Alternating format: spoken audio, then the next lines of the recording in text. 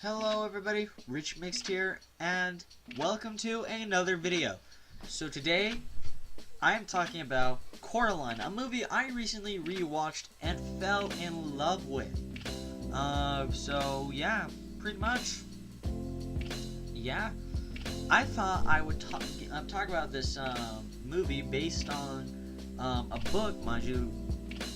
Apparently, there aren't too many people. Oh, I think there's a decent amount of people, but in case you weren't aware, this movie is based on a book by a guy named Neil Gaiman.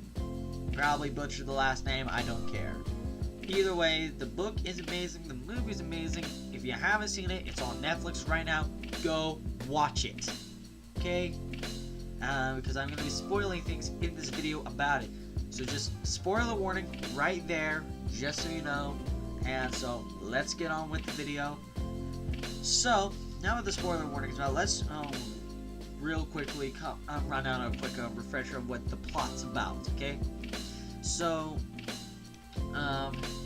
the story of Coraline is about a girl named Coraline Coraline Jones. Her and her family moved to this place called Pink Palace, an apartment place.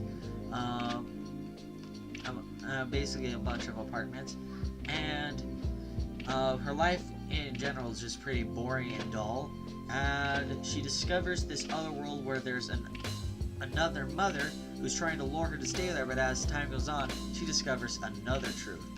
And by the end of the movie, we find out that the other mother is basically just an evil being. Now, I want to do more research into who the Bell Maid or the other mother is, because that really interests me on if you can actually tie them to something in the real world of who the Bell Maid might actually be. But we're not here to talk about that. We're here to talk about what makes Coraline so good. So, when I go and watch a good horror-esque film, a scary film in general, what makes a good scary film in my personal opinion? First of all, it has to nail that creep vibe perfectly, and in my opinion, Coraline does that well. Also, nail that generally unsettling aura going on when it's generally needed. Coraline gets that right too.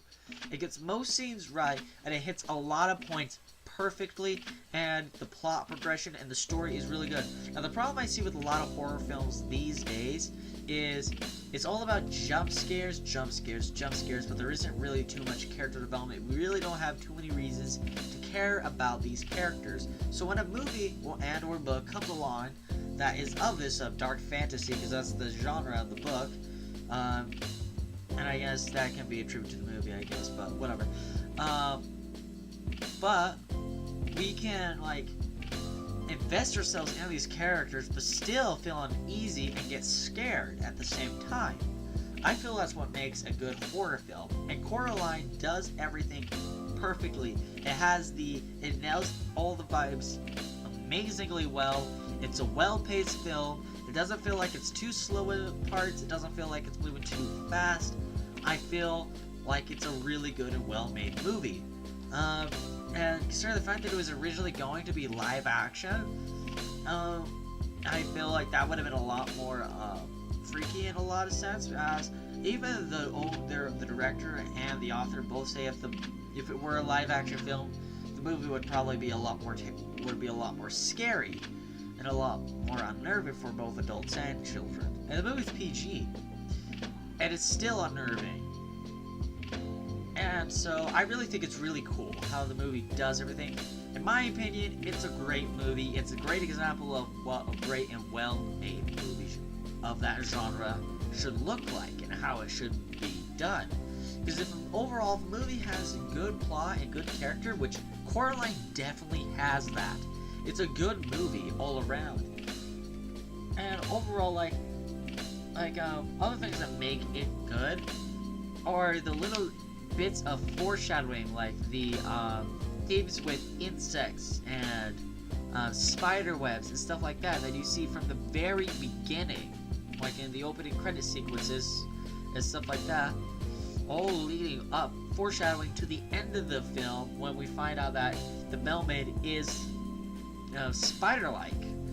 And it's very cool how it's all done. And in the book as well, there's also a lot of spider imagery, although it doesn't specifically say that she is spider-like in the end.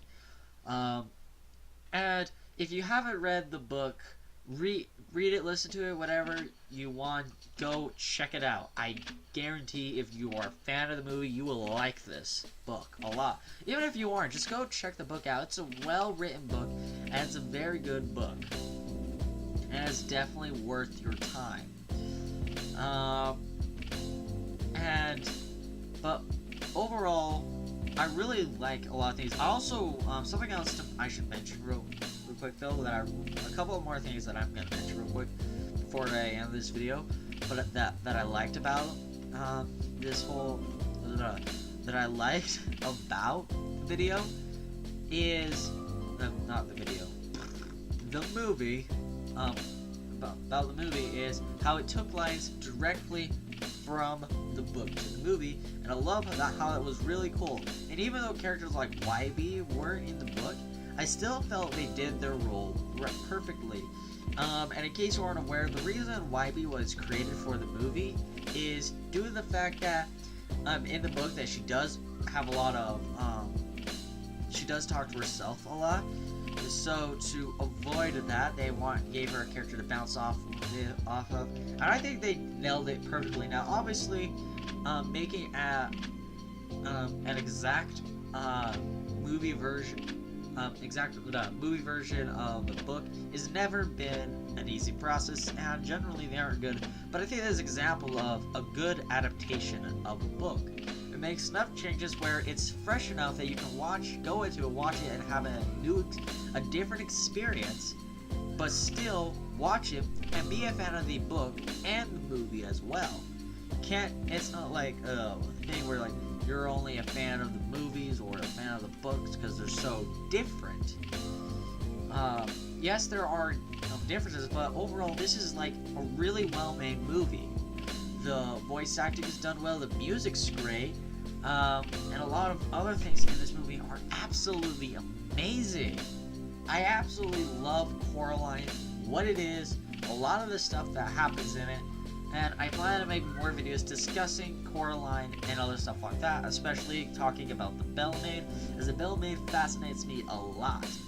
I also love the role of the cat, I should mention that. I loved how the cat, basically had been coming to this world for a while, and I love the cat's role and how the cat helps Coraline.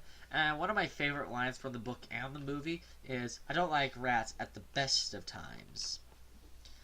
And I think that's just a really cool line, and how it plays a big part. And speaking of which, the fact that when the mice lead her to the door and everything, I love the foreshadowing to the importance of the mice. The mice always seem to be important. I also love the opening sequence a lot, because when she's turning the doll into what it looks like, so it looks like Coraline. Yeah, I think it's really, really well done. I really thought this was really good because it did some foreshadowing to the importance of the doll later on in the film. I loved how things were done, how plot progression was done. I loved how the movie was made overall. Anyways, though, I'm done rambling on. If you like what you see and you want to see more, hit that like button. Hit that like button. Yeah, hit the like button and subscribe for more content. Let's see if we can hit 60 subscribers, and check in for my next video. It may or may not be about Coraline, depending on when I can get all my research together and compile it into one thing. But anyways, and I may eventually make on 107 facts about Coraline. Anyways, though, thank you all so much for watching, and I will see you all later in the next video. And of course, as always, which makes it out.